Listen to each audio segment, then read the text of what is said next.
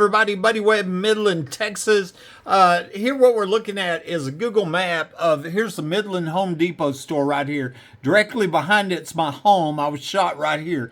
And in front of it where they're digging's this big draw. It's right west of that bridge right there. What I want to show you here, I'm going to zoom out just a little bit and show you in a direct line from my home or from Home Depot is Walmart. Okay, I've got a guy recorded. I'm gonna let you listen to the phone call. He was a landman here in Midland and told me that he was doing survey work looking underground for minerals.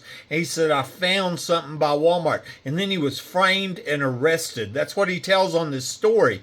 And so that is one of the 5 Walmarts that was shut down in 2015 mysteriously across the nation for supposed plumbing problems. And then they didn't have permits for plumbing. They just sat there emptied with their walls blacked out and laid everybody off. And the rumor was there was tunnels. And so I was shot here in 2012 by somebody under my home. I wonder if there's a tunnel going over there where he was talking about. I'll let you, I went by the dig site today and then I have that phone call recorded. Anyway, Midland, Texas, I'm back here where they're digging in front of Home Depot to see how far they came. You know, I already come out here and showed part of it. And really what I'm looking at is where it is in relation to my home, which is behind here. And then also, I want to talk about a Walmart, which is about a half mile behind me right now. And you can see where the bridge is that crosses over the draw right there. So that gives you an idea. So I was arrested for aggravated assault. You were correct, but I was framed. I was arrested by a police officer named April Chandler. Okay, I'm very familiar with her, right? I've never met her before, but I was doing land work with a co-worker. We got more or less an argument, and he told my identity and pretty much tried to falsify documents in my name. And so when I confronted him, he pulled a gun on me, so I left. And the next thing I know, I'm being arrested by April Chandler and Detective Williams. Williams, is that it? Yes, sir. Okay, I'm not familiar with that. Well, he's from Hobbs.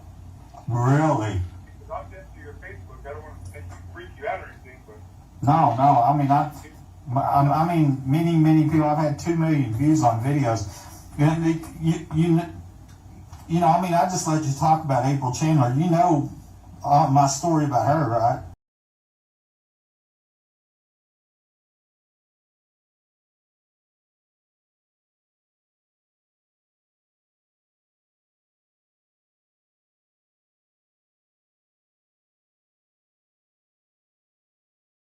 well, I hired a private PI, and he did a background check on her, and he found paperwork on her that shows that she's receiving large amounts of money. Now, that makes lots of sense, you know, because I mean, I felt like she's on the tape. But a local cop doesn't get the payment of like $50,000 at a time. Right. Well, I mean, there's something big going down here with the, you know, I've always suspected human trafficking. I've had multiple people tell me there's an underground facility near this home. I believe it's connected to the death of the last homeowner, Mike Lawhon. He died 2 weeks before I moved into this home. And then, like I said, I have absolute proof, without a doubt, April Chandler lied on the police reports. I think there's one under the North Walmart, too. And that's where I was doing lock landman work there. And the minute I started trying to lease that out for drilling, for royalties, that's when all this stuff happened to me. I was told to stay away from it, and I didn't. Interesting. 2 weeks before I was shot, okay, I was shot on January 28, 2012, okay? On January, I think you're very strong for what you've been through, what you're doing right now. Well, you know, I give God all the praise and glory. He's my strength, but 2 weeks Yes, amen. 2 weeks before I was shot, which is January 14th, and to keep this in perspective, my first call for somebody breaking my house was 14 months before, you know, I was shot. And so these crimes had gone on for 14 months, but 2 weeks before I was shot, I noticed somebody was trying to come into my bedroom, and I was concerned because I had actually just tear gassed my attic. okay, and I got them good. You know, I heard them coughing and everything, and then so I was worried about retribution, and then I noticed somebody's trying to come in my bedroom door inside my home, and I locked the door, bolted it shut, and I put electricity on the door. Now, I used to be an electrician, okay, and I'm here in this room, and what I was worried about is they were going to kick the door in and kill me, because I believe that's what happened to the last homeowner, okay, because I found the door kicked in or whatever. That's another story, but either way, I stripped the hot wire and I wrapped it around the door handle on the door to build a safe room to protect myself, you know. And this isn't a what if could be. There was people in my house trying to come inside my home, trying to come to my bedroom, okay. And so they didn't get in, of course. They wasn't quiet that night or whatever. And 2 weeks later, my phone lines are cut and I'm shocked, okay. And you know, it's obviously premeditated, and then the secret police get caught on camera and all that. Well, I forgot to think that count up against a survivor like you, though, sir. Well, like I said, God gets all the praise. It was a miracle. These are smart people who had it planned out, you know, and it's a miracle I'm alive. But but then I got to thinking after I'm out of the hospital about that night on January 14th. So I went searching the obituaries. And I found where this landman attorney died on the same day, on January 14th, and his name was Matt Hyman, okay? So that's the obituary? In the Midland obituaries. Okay. Okay, and so his name is Matt Hyman, well known here because he was a landman turned attorney. He worked for Choate or whatever, you know? I knew him. Okay, you knew him.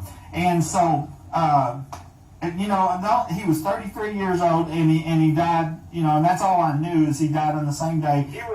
We suspected he was doing fraudulent stuff as well. Okay, let me finish this story. So I posted on my Facebook where he was, where I asked the question if he died in my house. Okay, well, his sister-in-law, former sister-in-law, was my nurse. Okay, and she's on my Facebook. And so she's like, oh, no, it wasn't him, etc., or whatever. Well, I started asking her questions trying to eliminate him, you know, because, like, if he died in a car wreck, I knew it wasn't him, you know, or whatever, right? And so I'm like, how did he die? And she says, oh, he had a heart failure. Nobody knew about it. Well, you know, that's what electricity will do to you, right?